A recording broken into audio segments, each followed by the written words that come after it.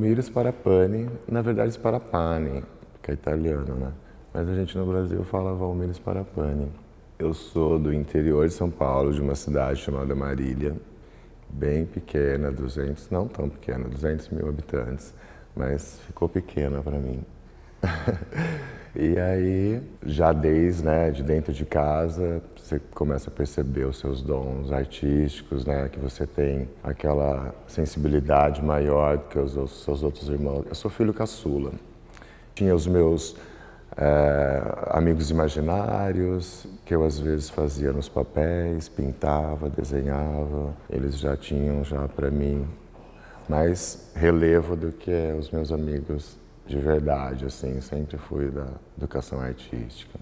Eu costumo falar que artista é igual cachorro, né? Cada ano de vocês aqui, eu vivi 7. Porque enquanto vocês vivem 1 ano, a gente vive 7. É igual cachorro, então eu devo estar lá com uns 300 já, sei lá, 200 e pouco. Não parece, eu sei, mas eu sou vampiro. Foi engraçado a minha história, assim, porque quando eu era pequeno, a minha mãe fazia bonecas de porcelana para vender. E eu insistia para pintar os rostinhos, ela não deixava por causa do meu pai, né? Família italiana, tradicional, apostólica, hipócrita, romana. Eu fazia escondido, porque chegou uma hora que minha mãe não resistiu, ela acabou, né, deixando eu, né, tomar conta dos rostinhos das bonequinhas e ela começou a vender mais. E eu falo que as minhas primeiras maquiagens foram dessas bonequinhas que minha mãe fazia para vender quando eu tinha acho que 12 ou 13 anos. Meu primeiro contato com a maquiagem foi numa franquia de uma marca Claude Berger que tinha na cidade. Eu conheci a dona, a Vera, e acabei indo lá fazer um bico, esses primeiros trabalhos de adolescente. Foi o meu primeiro contato com o produto, sabe, assim, com as cores, e eu ver que aquilo poderia servir para mim de tinta também, porque até então eu só sabia lidar com, né, lápis de cor e as tintas acrylex que eu usava para, né, pintar as bonequinhas que minha mãe fazia. Mas não tinha a mínima ideia que um dia eu fosse ser maquiador. Daí já dentro desse conflito, dentro de casa, né, porque meu pai não incentivava de nenhuma forma, assim, os meus dons artísticos. Quando eu fiz 18 anos, eu já avisava minha mãe que eu queria, né, vir para São Paulo, porque eu queria, né, entrar nesse mundo da moda, mas não tinha a mínima ideia que seria como maquiador. Porque na minha cidade eu já fazia, já com 17 anos, 17 e meio, vários desfiles, multimarcas, ia atrás das lojas, pegava dinheiro, contratava modelo de São Paulo, o pessoal ia para Marília, eu ensinava as meninas a desfilarem, punha salto alto. Esse menino de 18, 17 anos, sabia andar de salto, sabe, numa cidade, né, não é provinciana, mas bem pequena, Marília, perto do que a gente, né, entende como, né? Então, assim, eu sempre fui abusado. Falei pra minha mãe, quando eu fizer 18 anos eu vou sair de casa, e foi o que eu fiz. Já por ter tido essa experiência de saber lidar com essa contradição entre as duas educações, a mãe que apoiava os dons artísticos e o pai que oprimia e podava. Vendi uma mobiletinha que eu tinha na época, e com a cara e com a coragem, cheguei aqui, fui procurar a Joyce Manequins. Acho que vocês nunca ouviram falar, né? Mas foi na Joyce Manequins que eu tive meu primeiro trabalho, assim. Foi quem falou, nossa, esse menino, tipo, tem talento, né? Entende um monte de coisa e tal. Fiquei um tempo na Joyce Manequins, tipo, mas fazendo fichas em shopping. Acabei da Joyce Manequins fazendo assistência para as bookers na L'Equipe, numa agência de modelos de São Paulo da época, que o forte era modelos masculinos. Falei, nossa, né, tô no harém. Continuei fazendo as fichas no shopping e tal, né, eu falei, porque, né, São Paulo, meu. Cheguei aqui, eu comia 6 pão com mortandela para poder dar o dinheiro certinho para no final do mês. Se eu passasse de 6 sanduíches de mortadela por dia, eu ia ter que voltar para casa.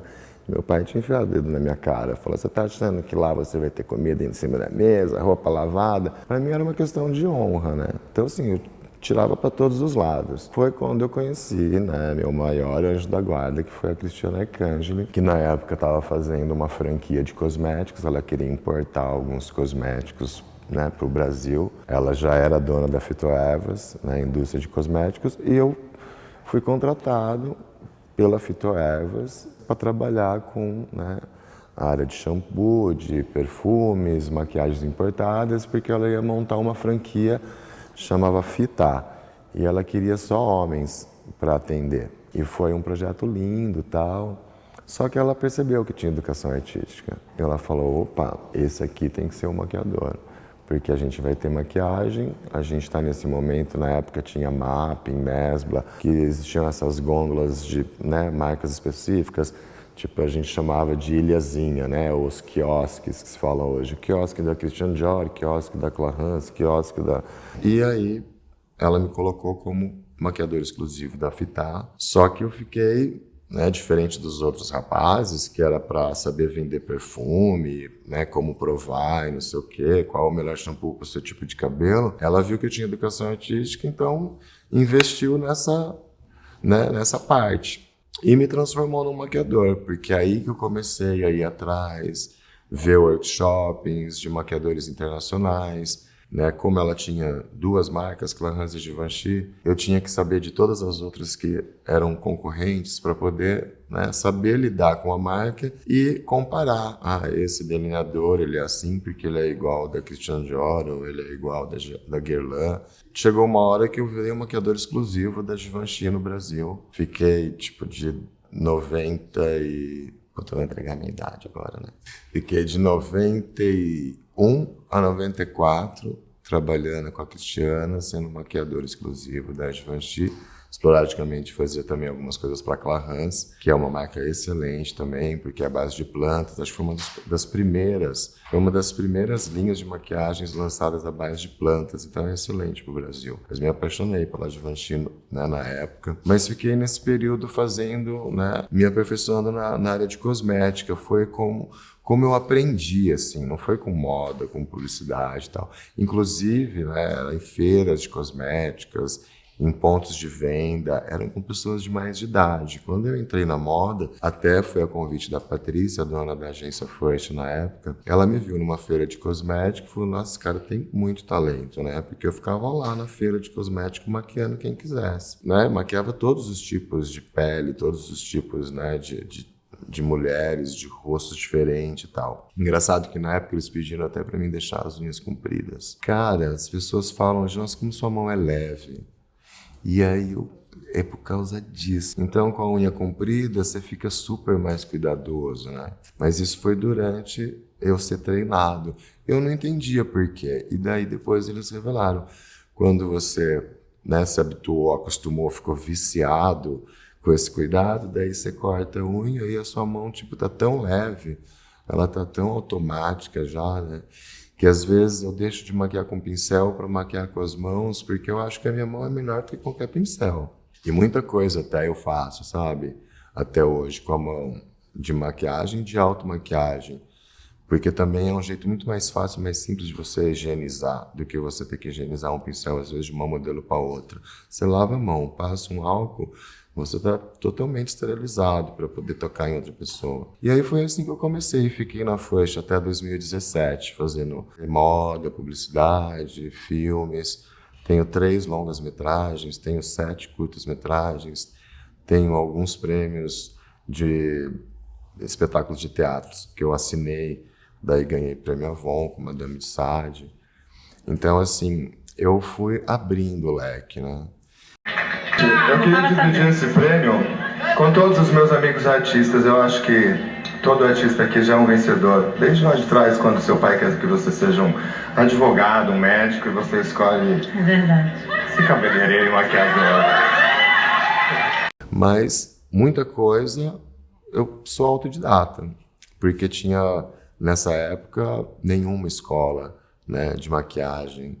Então, essa maioria da velha guarda, assim, dos maquiadores da minha idade, né, os que começaram, que foram os pioneiros, né, no mercado de moda e publicidade, de tudo, né, no Brasil. Porque não existia nem desfile, a gente é da época do The Look of the Year, daí passou para Fito Evas, Look of the Year, que passou para Fito Evas Fashion, que passou para Morumbi Fashion, que de Morumbi Fashion passou para Semana da Moda. Mas vem de lá do começo da Elite Models, que a gente fazia o desfile só por causa do Elite Models, para descobrir, né, a modelo do momento e tal, que o Casablanca fazia o concurso no mundo inteiro, e daí tinha os desfiles que na época era super teatralístico até, porque eram poucos estilistas que tinham. Acho que Ercovitch, sei lá, o Benedito, a Escola de Divinos, fizemos muitos desfiles juntos, tudo muito teatralístico, muito mais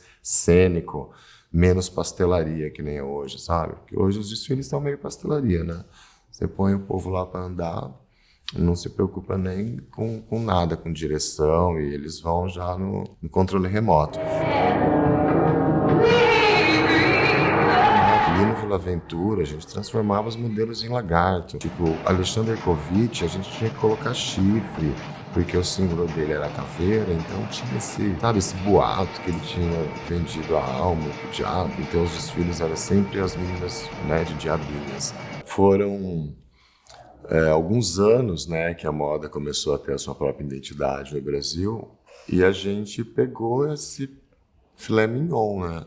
Que eu acho que foi a melhor fatia, eu acho, de toda a história da moda do Brasil, porque dos anos 92, 3 até os anos 98, 99 foi os maiores desfiles que o Brasil já teve, foi durante, né, as semanas de moda, que antes era chamada de Fito-Ervas Fashion. E daí depois teve o Fito-Ervas Award, que era tipo um desfile, mas que premiavam tipo as pessoas da área de moda, né, de fotografia. Era como se fosse um Oscar. Ganhava o melhor maquiador, ganhava o melhor modelo masculino, ganhava né, a mulher mais bonita, a modelo, né, do ano. Foi assim que a Fito-Ervas se despediu assim desse mercado, entendeu? Porque daí começou, o Morumbi comprou os direitos da Semana da Moda, e aí virou Morumbi Fashion, né? Já era com o Paulo Borges, e que está até hoje.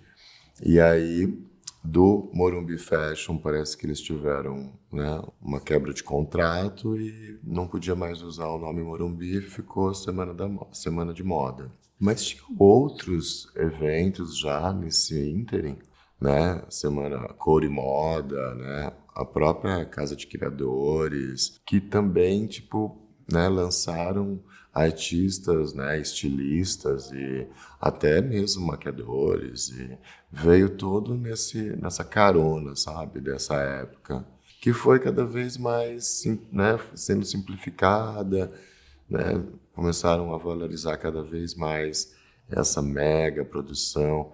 O Pazetto, por exemplo, na época fazia os desfiles da Elos, da Zapping, da Cavaleira, e eram desfiles assim sensacionais, misturava um pouco, sabe, desse indumentário da moda. O estilista, quando ele queria, né, passar alguma mensagem, não era um desfile para se vender, era um desfile show, que as pessoas saíam todas de boca aberta, sentindo curiosidade por aquelas pessoas, né? Daí que ia procurar, né? Porque via o conceito do estilista, não via uma roupa que ele ia querer comprar para ir na festa no dia seguinte. E aí foi uma evolução, assim, eu acho que para mim, nesses, né, 10 anos, assim, de 92 a 2002, foi, acho que melhor do que qualquer tipo de faculdade no mundo, assim.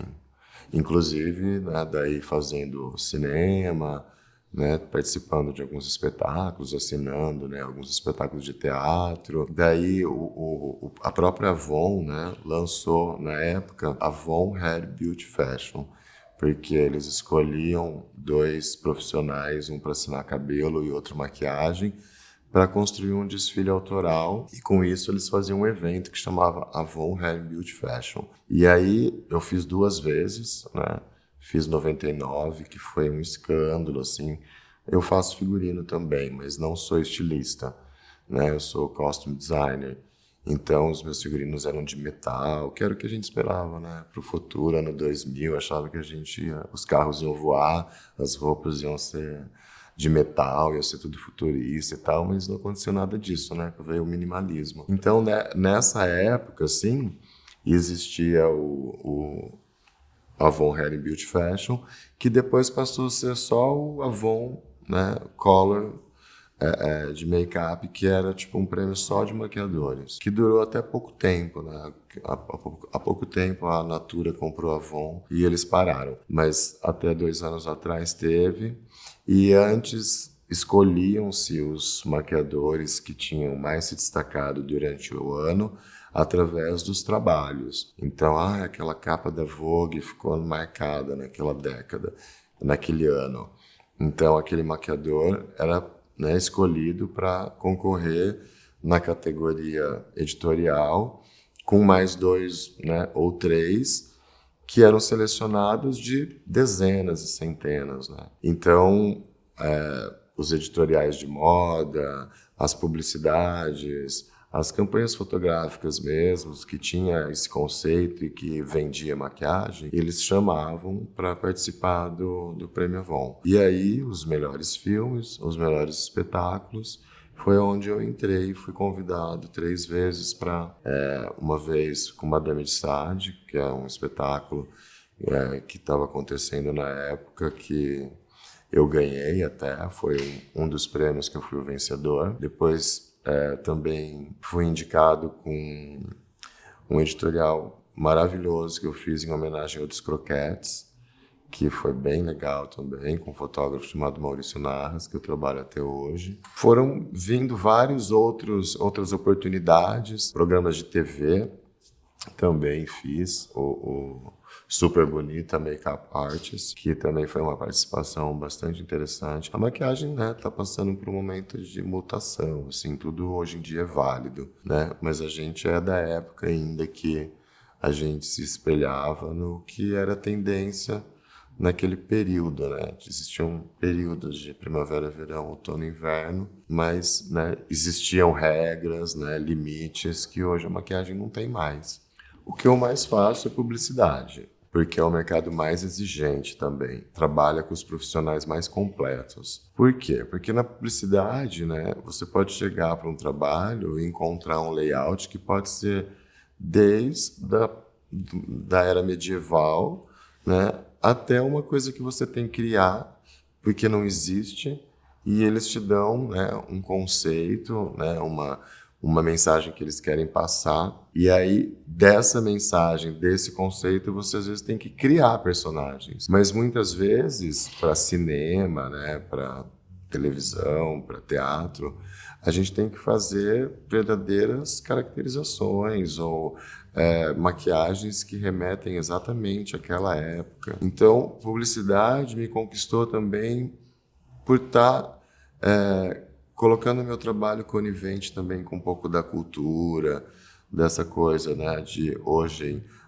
o mercado publicitário está muito relacionado, né, à liberdade de expressão, né, aos movimentos culturais, né, tipo, em todos os sentidos, assim. É quase, né, um poder sobrenatural que a gente tem nas mãos, né? O que eu já não fiz, já cheguei a fazer tatuagem que, sabe, tem ligação com o desenho do figurino, que eu vi na hora. E aí eu tinha que continuar como se o figurino e a tatuagem fossem uma continuidade um do outro. E é um aprendizado, né, o tempo todo, né? Você vira um alquimista, assim, né, se eu precisar inventar alguma coisa para virar maquiagem, eu invento. Porque a gente também pega, né? Às vezes pessoas alérgicas, que você não pode usar determinados produtos, né? Então, para publicidade, para o cinema, para a televisão, é uma exigência assim muito maior, né? Porque você pode chegar no trabalho e transformar uma pessoa num outro personagem, como se a gente realmente tivesse um poder, sabe, sobrenatural, assim. E depois de anos trabalhando também, você sabe, quando para parecer uma mulher executiva, você já sabe que o que vem de uma mulher executiva, né, no figurino é um tailleur, é um blazer, na maquiagem, um batom forte, é um cabelo preso. Esses maquiadores que trabalham essa parte do indumentário do personagem, né, que vê figurino, que vai escolher o cabelo adequado, a maquiagem certa e se preocupa com a época, são considerados visagistas. Eles são até mais do que maquiadores, né? porque eles não entendem só da maquiagem, eles entendem até do comportamento daquele personagem que, né, ele tem que estar ligado até à história. Então são maquiadores, make-up artists ou visagista no sentido desse maquiador completo que né, entende de tudo isso, assim, não é só de um tipo de maquiagem ou outro. O que eu escolhi, né, para me eternizar aí no coração de todas as pessoas é o jeito que, como artista, eu me vejo aí me deixando aos pedaços e ficando um pouco de mim a cada foto, a cada filme, a cada momento desses que eu participo. Tipo, esse é um pouco de mim, assim, todo sensível e ligado a essas coisas que faz do meu trabalho, entendeu? Um pouco da minha arte, assim, e traz da minha essência e um pouco de mim. Espero que vocês tenham gostado. Talvez um dia, quando eu não estiver mais aqui, eu vou estar ali, em cada uma dessas imagens.